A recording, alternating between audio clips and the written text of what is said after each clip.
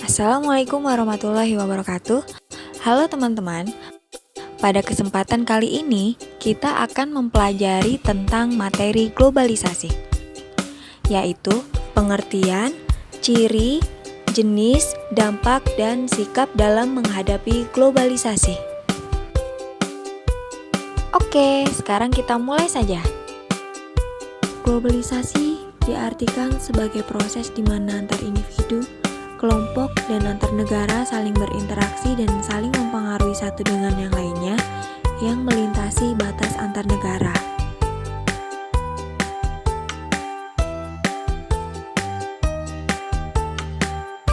Ciri-ciri globalisasi.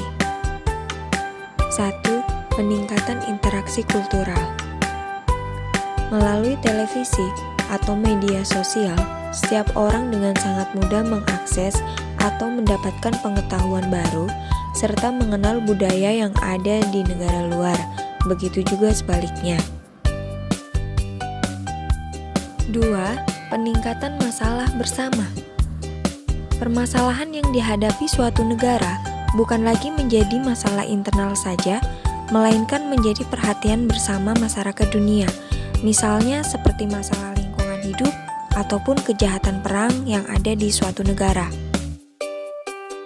3. Derasnya arus informasi dan komunikasi. Globalisasi ditandai dengan banyaknya masyarakat yang menjadi lebih kritis dan ingin mengetahui lebih jauh apa yang terjadi di sekitarnya. Dengan menggunakan teknologi yang lebih canggih, masyarakat tersebut dapat lebih mudah untuk berkomunikasi dan mendapatkan informasi.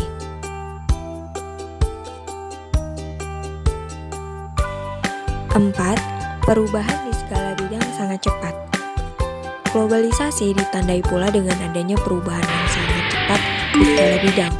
Misalnya di bidang budaya, yaitu adanya modernisasi, sedangkan di bidang ekonomi misalnya munculnya perusahaan-perusahaan internasional. Selanjutnya kita akan membahas tentang jenis globalisasi. 1. Globalisasi ekonomi. Globalisasi ekonomi adalah globalisasi yang di dalamnya ada sebuah tuntutan dunia yang berupa perdagangan internasional tanpa adanya hambatan batas-batas negara. 2. Globalisasi budaya. Globalisasi budaya adalah menyebar luasnya perilaku dan nilai-nilai dari negara lain. 3. Globalisasi politik. Globalisasi politik adalah sebuah kebijakan suatu negara yang secara tidak langsung dapat mempengaruhi kebijakan di tingkat regional atau dunia. 4. Globalisasi informasi dan komunikasi, yaitu adanya teknologi informasi dan komunikasi yang sangat cepat. 5. Globalisasi ideologi. Globalisasi ini ditandai dengan berkembangnya ideologi asing yang mempengaruhi sikap dan perilaku negara lain. Dampak positif globalisasi. 1.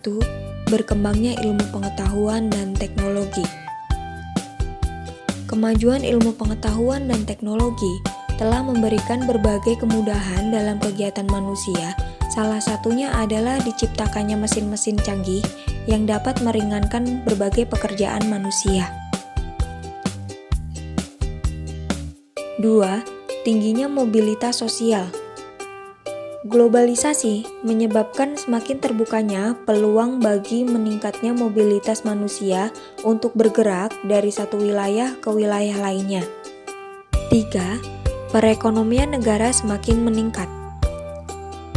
Globalisasi telah mendorong pertumbuhan ekonomi suatu negara semakin meningkat, termasuk Indonesia, karena meluasnya pasar untuk menjual produk dalam negeri yang lebih bebas, sehingga keuntungan yang didapat akan semakin banyak. Dampak negatif globalisasi. 1. Westernisasi. Westernisasi adalah meniru budaya kebarat-baratan seperti gaya pakaian, tingkah laku, atau kebudayaannya. 2. Demoralisasi. Demoralisasi adalah menurunnya atau merosotnya akhlak atau moral seseorang. 3. Kesenjangan sosial ekonomi. Kesenjangan sosial ekonomi ini terjadi karena pembangunan yang dilakukan pemerintah kurang merata, sehingga hasil pembangunan hanya dinikmati oleh sebagian masyarakat saja. Selanjutnya, yang terakhir, kita akan membahas tentang bagaimana sih sikap kita dalam menghadapi globalisasi ini. Ada 4 sikap di sini yang akan saya sebutkan. Yang pertama adalah harus adanya filterisasi. Filterisasi ini adalah usaha untuk menyaring budaya asing yang masuk ke negara kita. Jadi, budaya asing yang akan masuk ke Indonesia itu harus sesuai dengan kepribadian bangsa dan harus sesuai dengan ideologi Pancasila. Selanjutnya, saya akan menampilkan gambar-gambar yang sesuai dengan budaya Indonesia dan contoh gambar yang tidak sesuai dengan budaya Indonesia. Sikap dalam menghadapi globalisasi yang kedua adalah dengan meningkatkan kualitas sumber daya manusia. Untuk usaha peningkatan kualitas sumber daya manusia, pemerintah kita mempunyai 2 skema. Yang pertama yaitu skema jangka panjang melalui revitalisasi pendidikan. Sedangkan untuk yang keduanya adalah skema jangka pendek, yaitu dengan melalui program Kartu Prakerja yang bertujuan untuk meningkatkan kompetensi kerja bagi para pencari kerja. Untuk sikap yang ketiga yaitu dengan memanfaatkan iptek sesuai dengan kebutuhan. Dikutip dari berita kompas.com, saya akan memperlihatkan salah satu contoh penyalahgunaan teknologi. Di dalam berita ini, ada seorang remaja asal India berusia 16 tahun yang meninggal dunia karena dehidrasi parah. Hal ini dikarenakan terlalu asiknya bermain game online sampai anak tersebut tidak makan dan tidak minum. Yang terakhir, sikap dalam menghadapi globalisasi yang tidak boleh kalian lupakan yaitu dengan meningkatkan keimanan dan ketakwaan kepada Tuhan. Berikut ini saya akan menampilkan foto-foto atau gambar yang berkaitan dengan usaha peningkatan keimanan dan ketakwaan.